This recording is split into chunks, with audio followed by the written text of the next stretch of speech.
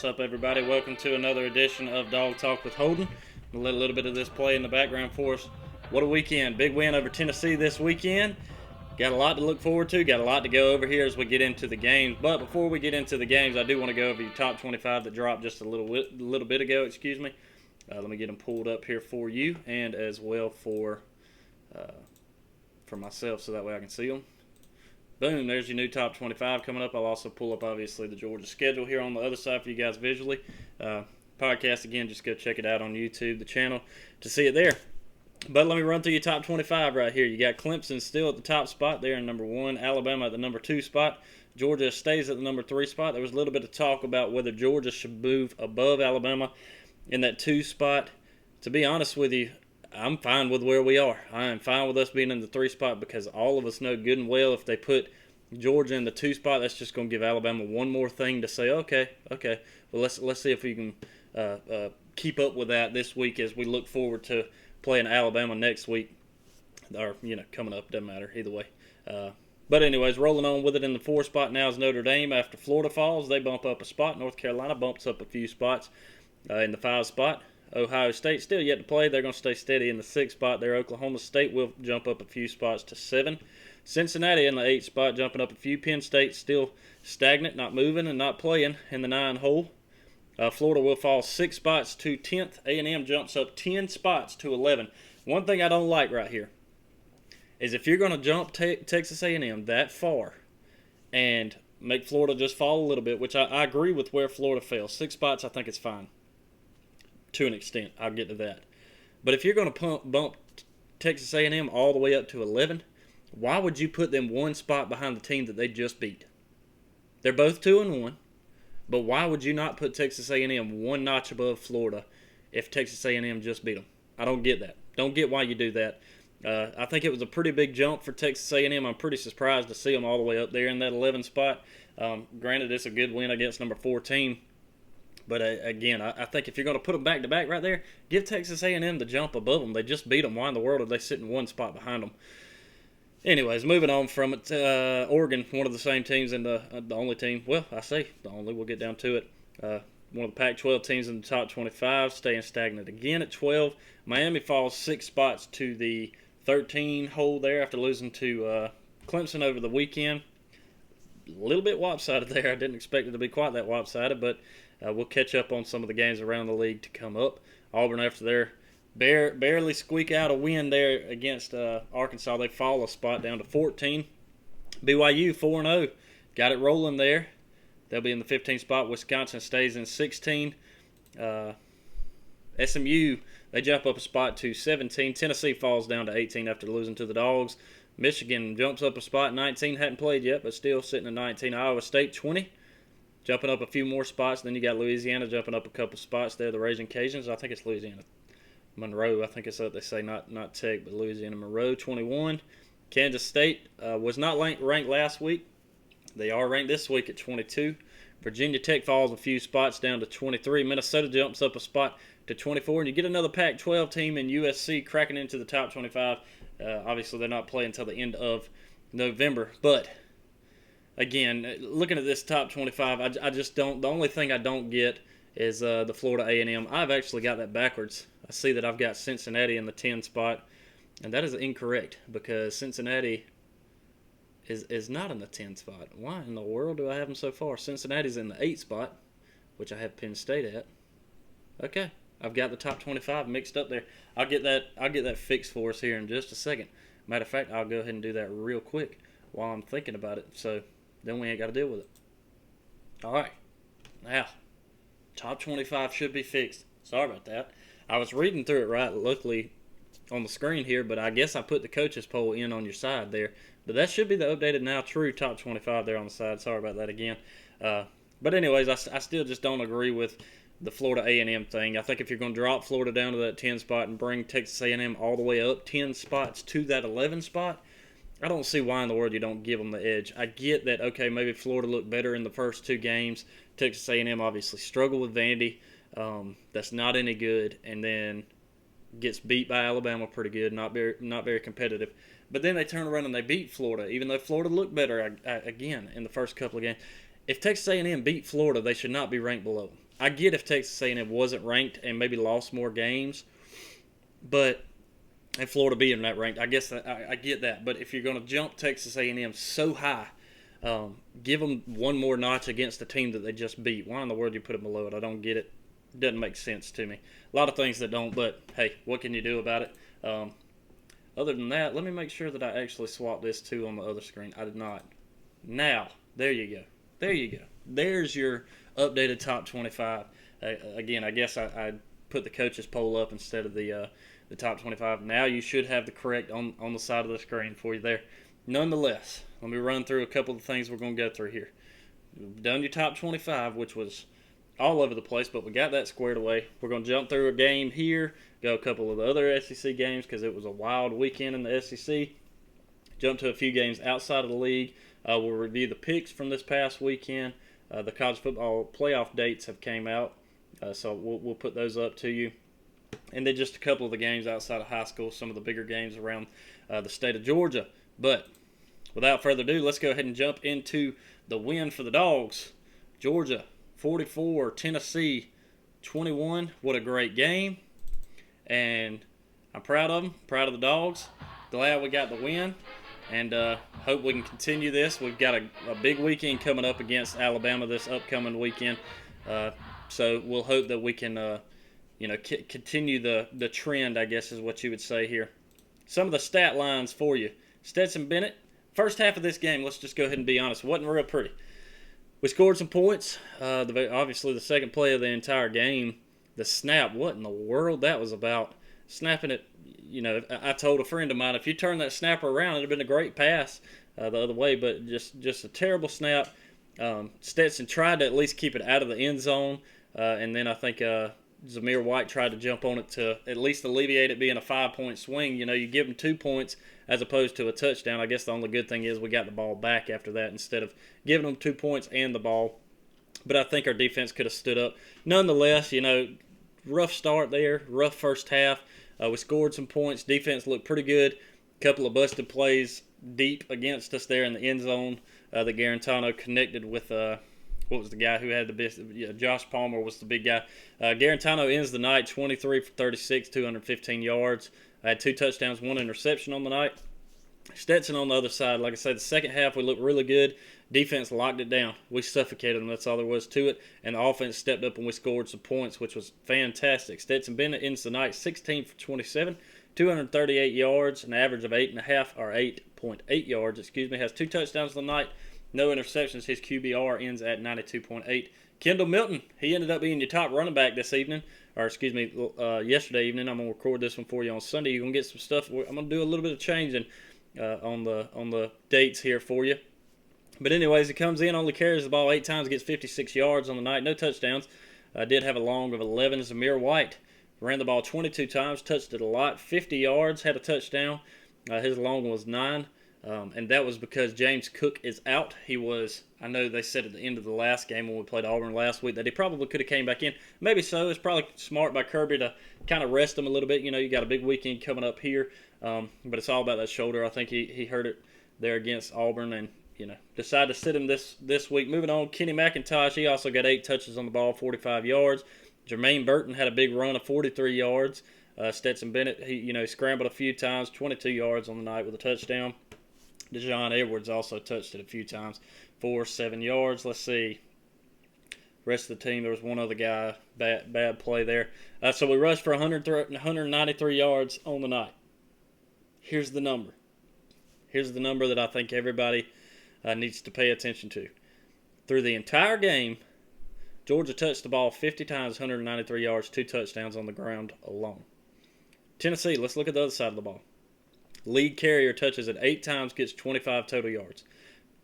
And that was Eric Gray. Following that, you got Ty Chandler, touched it 8 times, also 11 yards.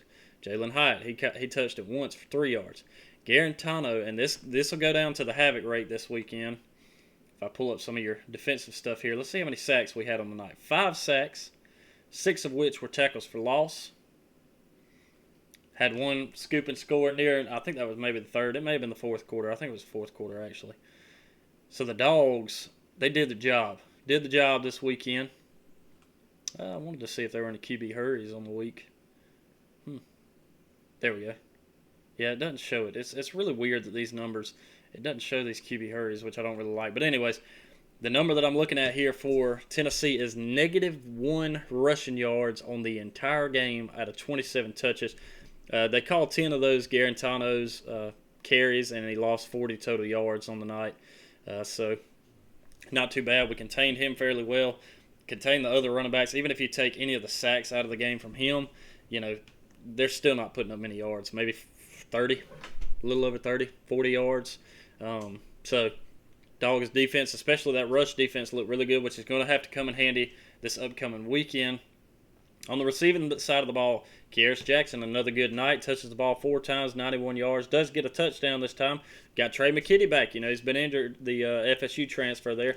He's been injured, and we got him back this week. Thought we'd have him back last week, but we got him back this week. He does get a couple touches, 47 yards. Kenny McIntosh also 2 touches, 36 yards. Jermaine Burton, 2 touches, 26 yards. And Demetrius Robin, old D-Rob, he actually got in for 1 touch of 14. Pickens only got 2 touches on the night, 14 yards. Your other touchdown was a 1-yard touchdown pass to Jalen Carter, the old defensive guy there, which is pretty fun off the side of the end zone there. A couple fumbles that were picked up here was Monty Rice. I think he got a couple. Azeez Ojulari gets his. Kendall Milton dropped one and lost it. Jermaine Burton fumbled it once, but we didn't lose it, luckily. So those are the numbers as far as that goes. Defensively, Monty Rice leading the defense again, 8 total tackles, 5 solo, 1 sack, 2 tackles for loss. Quay Walker follows him up, 5 total, 5 that were all solo. Azeez Ojulari continues that wreaking havoc, 5 total tackles, 3 solos, 2 sacks, and both were obviously tackles for loss. So great night for him. Hope he can continue it. Same thing, Channing Tindall, did the same thing, 4 total. 4 of them were solos, 2 of those were sacks. And then just keep on going. Richard LeCounte. I mean, everybody got in on the play. The interceptions of the night, Eric Stokes gets him another one this week.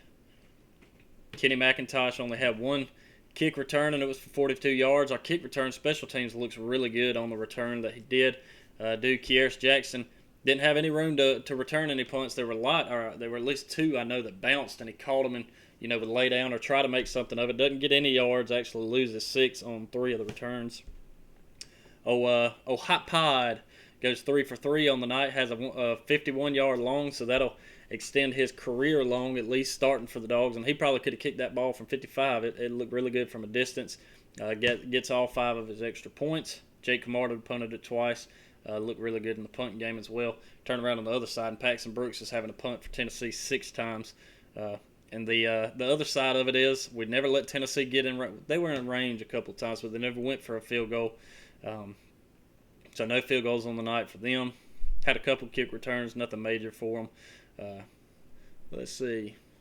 Yeah, that's the biggest part of the stats. So kind of getting into some of the other stuff here. Like I talked about, the first half we didn't look all that good. With first quarter, we go into the second quarter both tied at 7. So. Second quarter, they put up a couple of dimes against us, and the biggest issue I saw in that second quarter was we go for 4th down one time that I was skeptical of, but at the same time, there's a lot of times in the past that we've said, "Come on, Kirby, let's go for 4 or for the first down here on 4th down and see if we can get it." And it's in those situations that you want us to go for it that we don't, that you're aggravated we didn't. In this case, he did go for it. Unfortunately, we didn't get it, which stinks, but, we tried and it didn't work. The offensive line just kind of collapsed in, and Zamir couldn't get the mere 1 yard we needed there.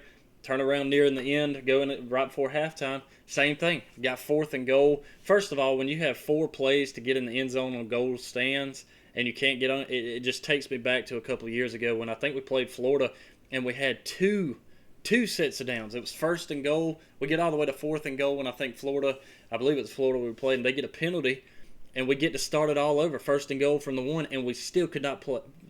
8 times we tried to get a touchdown and could not get a touchdown, basically on the 1 yard line. Same thing happened here against Tennessee. Could not get in the end zone. Turn it over to them there at the half. Disappointing for sure, because you definitely want a touchdown out of that one. I'd much rather have had a touchdown than I would a field goal, especially being on the 1. I'm glad that we went for it. Hate to see that we didn't get it, and I don't think that you can. All right, we'll give Tennessee's defense a little bit of credit on that. But our O-line should be able to push to get 1 yard, but we did not, even after putting the heavies in. Not a good look there, but hopefully we can continue to improve on that, because when it comes up to this game this weekend, you're going to have to be able to move the ball 1 yard when you need to. Whether it's a 4th and 1, whether it's a 3rd one to keep from having a punt, whatever the situation may be, we've got to be able to move that 1 yard. Whether, again, 3rd, 4th down, doesn't matter. So that was disappointing. And when you look starting the second half, you kind of wish, hey, maybe if we did kick that field goal, then it's 21, 30. Well, let's see.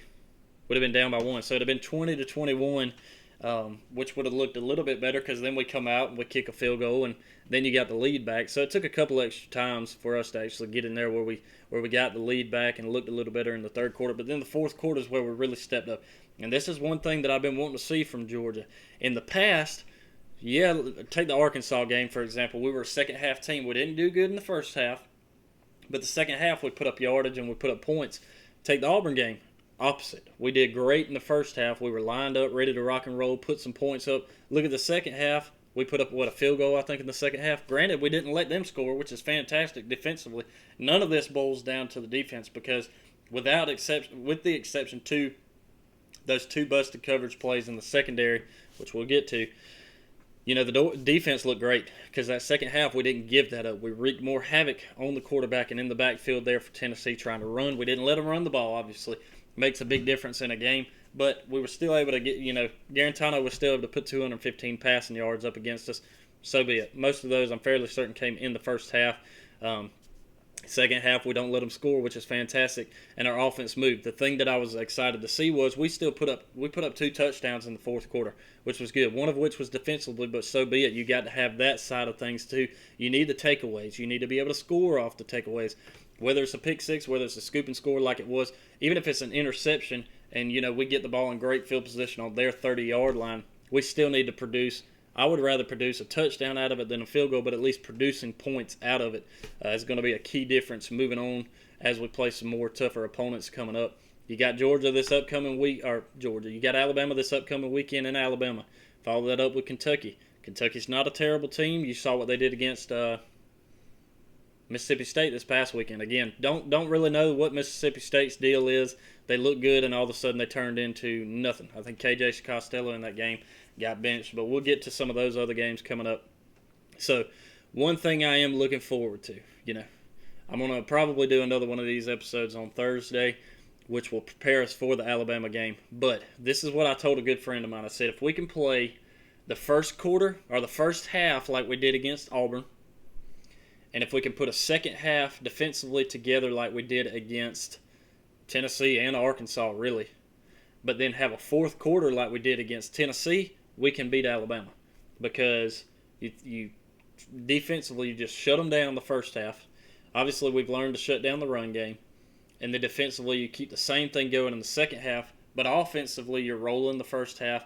3rd quarter, maybe not so much, but then the 4th quarter, you're still able to move the ball and put points up, which in the past I've noticed 3rd quarter we might put some points up, but 4th quarter we do not move the ball, especially against Alabama. I think the last 2 times we played them, I don't think we put up anything, if maybe a field goal against Alabama in the 4th quarter. Could be wrong on that. I don't have the exact stat in front of me, but that's what it's going to take to beat a team in Alabama. The only thing I fear in playing Alabama, our front 7 on defense looks good. Offense, obviously, we've got to get things moving. But watching the Ole Miss game that took place last night, Alabama was ran all over. They were also passed all over. Now, we don't have a spread-out offense where we are playing an air raid like you would probably with JT Daniels under Todd Monken's offense.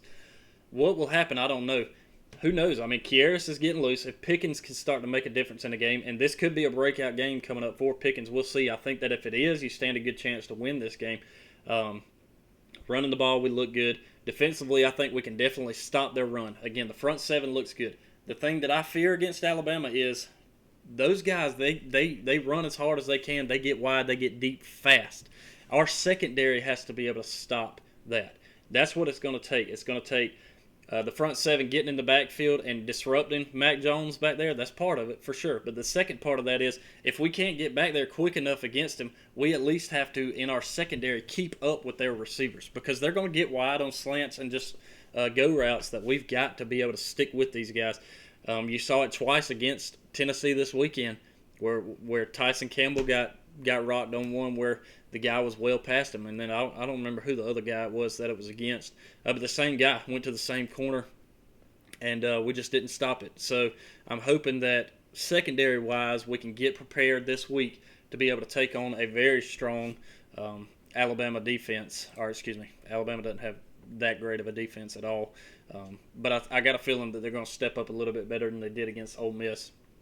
But anyways, against their wideouts there at Alabama. A couple of the other games around the league in the SEC we'll talk about. Let's just jump right into the Alabama-Ole Miss game. Back and forth all night until Alabama finally got the stop that they needed and held Ole Miss to a field goal. I was really surprised that Lane Kiffin went with a field goal there, but he did. Finishes all 63-48. Would have been a lot closer too, but again, Ole Miss has probably the worst defense in the country, and Najee Harris was able to just run right through them. They put up a heap load of yards, a heap load of points. I think it's the most yards put up in an SEC matchup in SEC football history. May even be the most points put up in an SEC regular season game. Again, that one final 63-48. Mac Jones goes 28-32, 417 yards, 2 touchdowns. Najee carries it 23 times, 206 yards, 5 touchdowns. And for Ole Miss, leading receiver was Kenny. He gets 181 yards through the air, 2 touchdowns on the night. Moving on to a couple of others, and that's who you got to look forward to this week. Again, I'm glad that they left Georgia in that 3 spot instead of trying to put them above Alabama. Again, that just gives them one more thing, to kind of grind on you about. One other thing that I do want to say about the upcoming game. I really hope we don't show up in black uniforms. It's just me. Do I want to see the black uniforms? Absolutely. Think I'd rather see them at home. Maybe the week following do we play at home? Yeah, we're at home against Kentucky. Let's bring them out there. Maybe against Mississippi State, that could be fun. But let's not go on the road and take these jerseys to Alabama, because I'm fairly certain a lot of you guys remember the last time we brought them out. We got stomped pretty good there in Tuscaloosa. And the joke that I heard running all after that was, oh, Georgia blacked out Alabama. Well, we called Alabama power to come turn the lights back on. So I don't want to hear anything like that. So let's just go in and handle our business. I don't think that we need any kind of extra behind some of that stuff there. But anyways, let's jump right back into it and look at Florida and Texas A&M. The upset of the weekend as far as in the SEC goes, I believe. Texas A&M comes in ranked at 21st. Florida was ranked 4th. A&M does get the upset in the last-second field goal, 41-38. I know I've said it in the past. I've been riding pretty high on Texas A&M this year, and I've been thinking that they'd be more than they were, and they hadn't showed up. They finally showed up this week and had a good time against Florida. If you're a Dawg fan, you're a Gator hater, and you love to see this right here, Texas A&M taking them down. And until Florida can make me eat my words, I'm going to continue to say it. Kellen Mond showed up in this game. He goes 25 for 35, looked really good. Had a couple of mistakes through there, but for the most part, looked really good. Throws 338 yards, 3 touchdowns on the night. His main guy doesn't actually show me, but anyways, the main carrier there for A&M was Isaiah Spiller. He ran all over Florida as well. 175 yards, 2 touchdowns. Another main wide receiver there for A&M was Caleb Chapman, 151 yards, 2 touchdowns. Let's see if I can pull up. I think I had, if I can get it to pull up here, I think I had Kyle Trask's information. If it'll show me. We'll see. May or may not. And it may not. Because now it is loading. And so is that one. So, let me look at it right here, because I'll be able to find some information a lot faster for you guys here. But anyways, hey, again, being a Dawg fan, you kind of enjoy getting to see some of that right there, seeing Florida go down. And I was kind of hoping it. The bad thing is Florida had the game won. They had it won. They blew an 11-point lead where they could have just taken the game on down. Is what it is as far as the Gators go. Their season's not over, though. The Gators can win out, and if they can beat Georgia, they'll be in the SEC championship. So their season's not over. They continue to get to roll. A&M could turn their season around right here. They didn't look competitive really against Vandy to start. Didn't look competitive all against Alabama. But they look really good this week, and hopefully they're starting to wake up and take off. They are 2-1. They jump all the way up to that 11 spot. So it's only up for here as long as they can continue to win. They've got some good games upcoming there for them. They will have to see Auburn, obviously. LSU doesn't look like they're anything this year, so they should be able to get on by them. I don't feel nearly as good about LSU as I did. I knew it would be a down year, and when I look at it, I think I picked them, 7-3. So I knew it would be a down year, but it may be a lot worse than 7-3 this year. Let's see, Kyle Trask goes 23 for 32, 312 yards, 4 touchdowns on the night. Kadarius Toney was his main receiver, 92 yards, 2 touchdowns. Kyle Pitts, he had some play time in that one, but I think this one all boils down to what I talked about the last time. I think that if you can stop their run game as part of it, and let's see, what did their rusher run for? I think it was Pierce. He may not even have been the lead. No, it was actually Nick Wright. 31 yards, 1 touchdown. So if that tells you anything, they only rushed for 31 yards. Stop the run, stop Kyle Pitts. Florida can't do anything. They still did some good stuff, but A&M did the job defensively in the second half to be able to get the job done and get the win.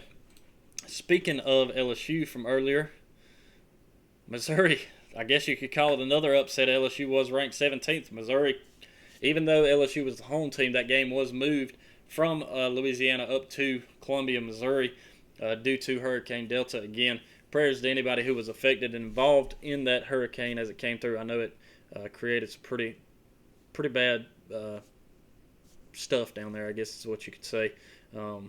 So prayers to anybody that was in the path of that there. But back up to Columbia. LSU was still the home team in this one, but they really weren't. Final on that one, 45-41. Missouri gets the win. The only thing I can say about that is LSU just does not have a defense at all.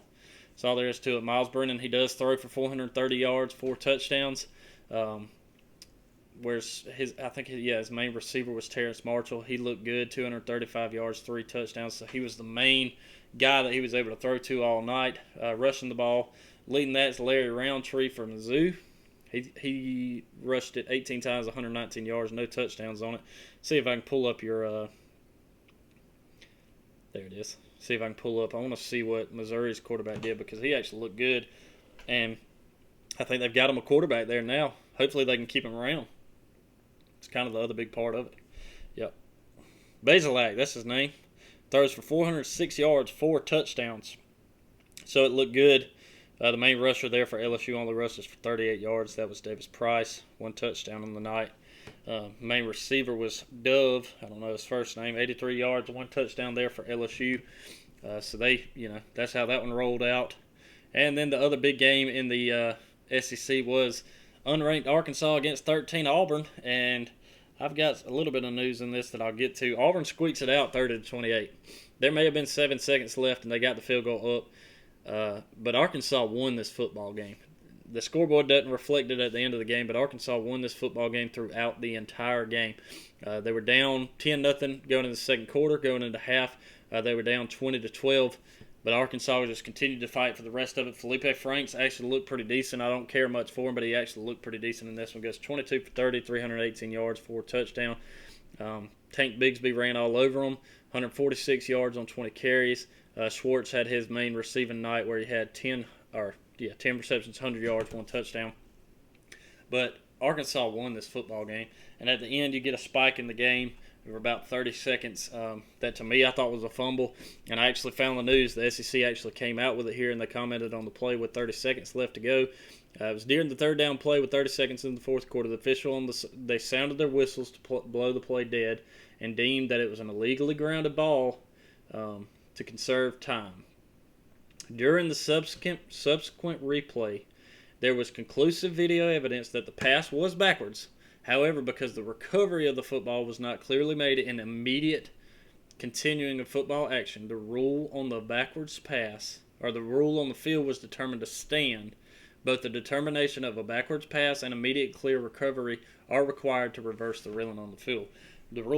So that all boils down to it was a fumble. They had said that it was, and had Arkansas jumped on the ball and been on it right then and there, they could have reviewed it, said, all right, it's Arkansas's ball, move on with it. Arkansas would have won the football game right there.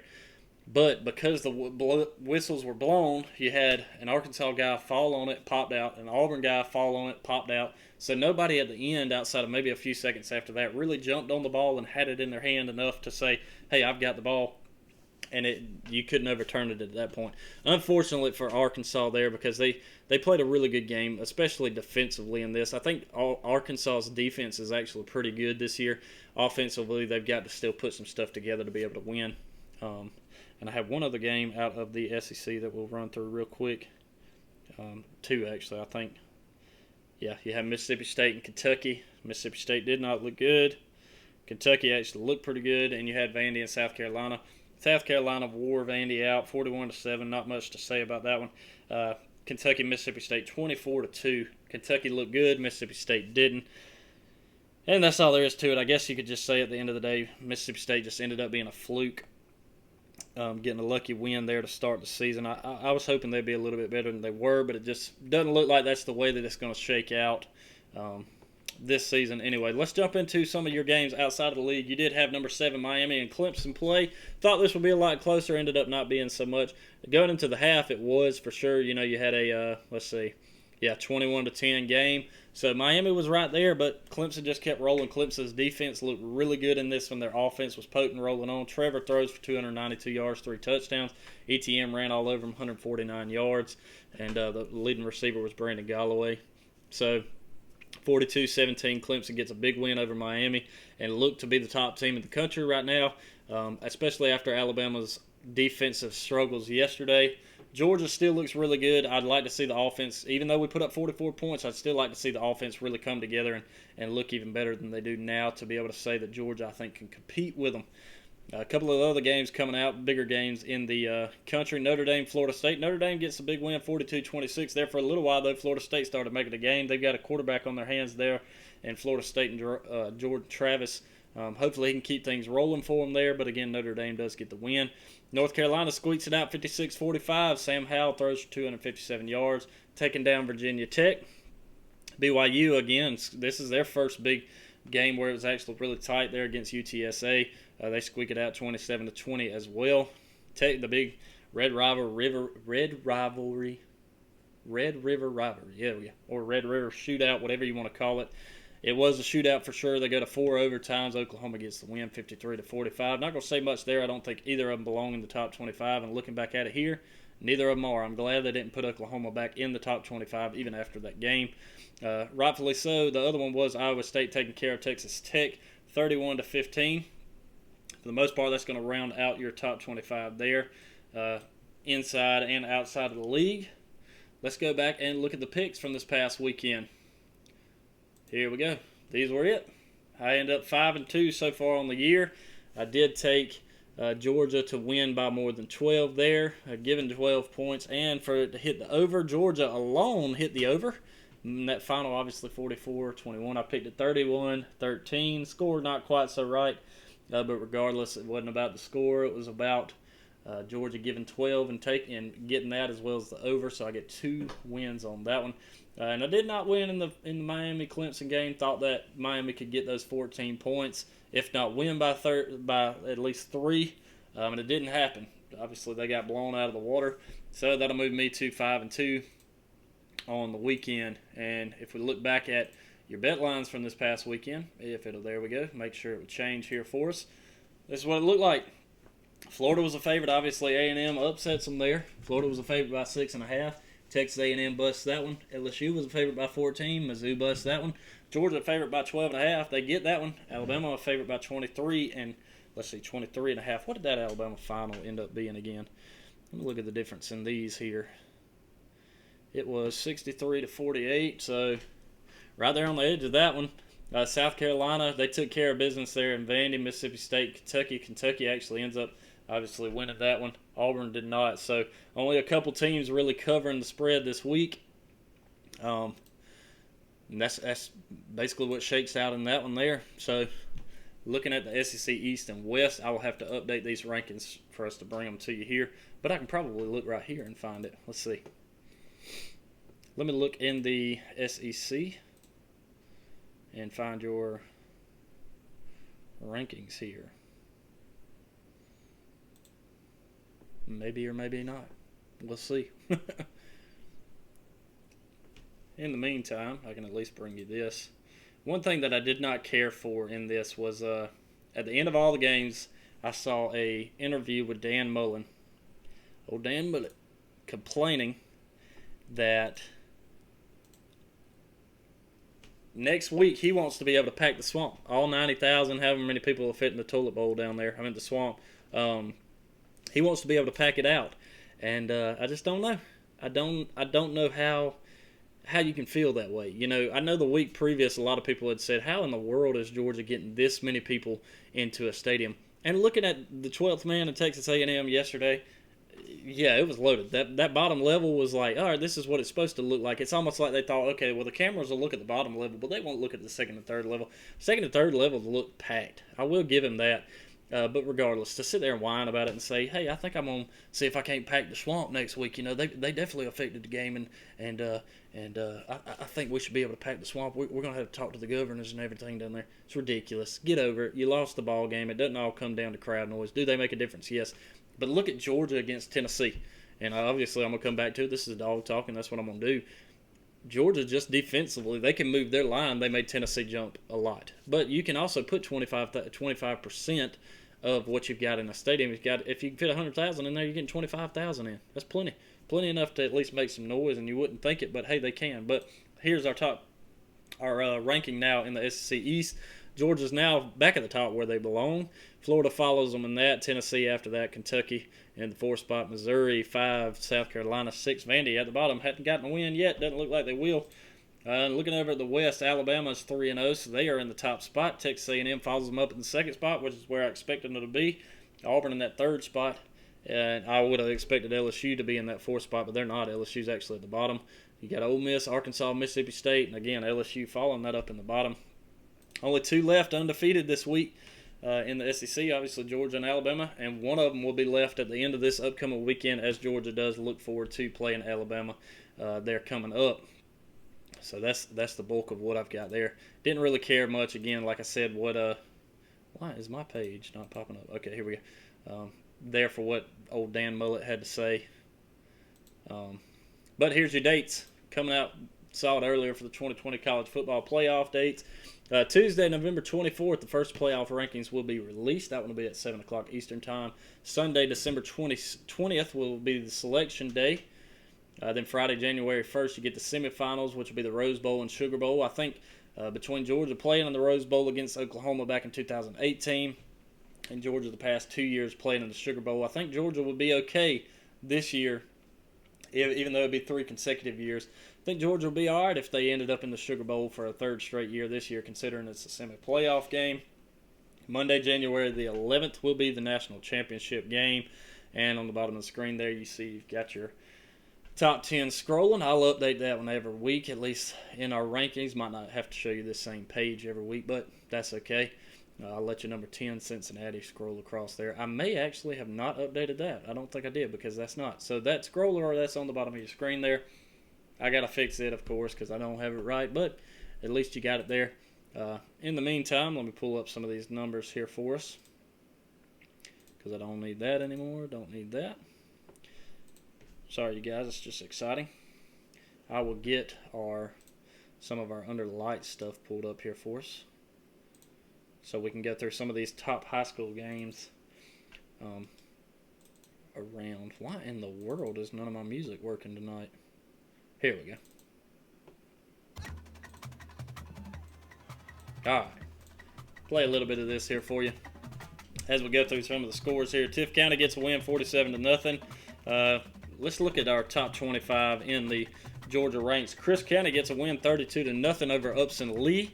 Chris County ranked 14th in there, and this is all based off of Max Preps numbers, so these numbers may not be exactly perfect. But nonetheless, you'll at least hear them from me. Richmond Hill, the 17th spot out of their division, or their class, I guess is what it's based on. Get the big win over Bradwell Institute, 42-7. Turn a little bit of this music down. Might be kind of loud for you guys, not 100%. Maybe it's not at all. I don't know. Anyway, moving on. Number 13, Milton gets the win over McCurran, 16-3. The big matchup was number 10, Warner Robins, taking on number 9, Lee County. Lee County gets the big win, 27-7 there at the house. Benedictine takes on number 8 Ware County. Ware County gets the win 43-21. Fellowship Christian number 20 takes on St. Francis. They get a huge win 58-7. You got number 15 Oconee taking on 25 Veterans. They get a squeak out of win 14-6 there. Number 11 Jefferson taking on Flowery Branch. Huge win 40-10. So far everything's going like it's supposed to. Number 22 Archer taking on Dunwoody. Archer gets a big win 49-0. Number 12 Brookwood taking on Marietta. Brookwood gets the win 56-42. And a tight score here. Number 18 taking on number 18 Hillgrove taking on Gainesville. They get the win by 1, 28-27 there. Number 5 in the country, Norcross taking on Meadow Creek, 59-14 is your final there. Moving on to the top 5 as well there. Number 3, Colquitt County gets a huge win over Northside, 63-14. Another number 2 team in the state of Georgia at least. And I think they're number 5 in the country. Grayson taking on number 19 Mill Creek. They get the win 20-13, so squeak that one out. Number 16 John Millage gets the win over Gatewood 40-0. Number 4 Cedar Grove gets the win over Carver 35-13. And the game of the weekend was number 1 in state, Lowndes taking on number 6 in the state, Valdosta. Lowndes does get the win 33-21 over Rush Probst. So let's see what their rankings are in the country. In the country, Lowndes is number 9, Valdosta is number 8, or excuse me, number 48 there. So that's how that one there shakes out for you. I did look, in the last that I saw with Valdosta there was that they put in an appeal for the quarterback there to be able to play, and he yet again was denied that appeal. So that's how that one lines up there for some of your high school stuff. Let me pull up my notes here just to make sure that I got everything finished up here for us. I think that's pretty much it. Again, I'm going to try to do another episode for you guys on Thursday to preview the Alabama game that's going to be coming up. Huge weekend coming up. Great weekend this past weekend against Tennessee. Hopefully we can keep this thing rolling, and look forward to see how things shake out as we look forward again to Alabama. Even though it's going to be at home for Alabama and we have to hit the road, I do think that the Dogs can take care of business, and hopefully we do. Without that, though, we're going to roll on with it. Go Dogs. Glad to see Florida lose this weekend. Glad to see Georgia win, especially against Tennessee. I don't like Tennessee. Don't know many people who do, so that's all there is to that. Other than that, go Dogs, and we will talk to you guys on Thursday.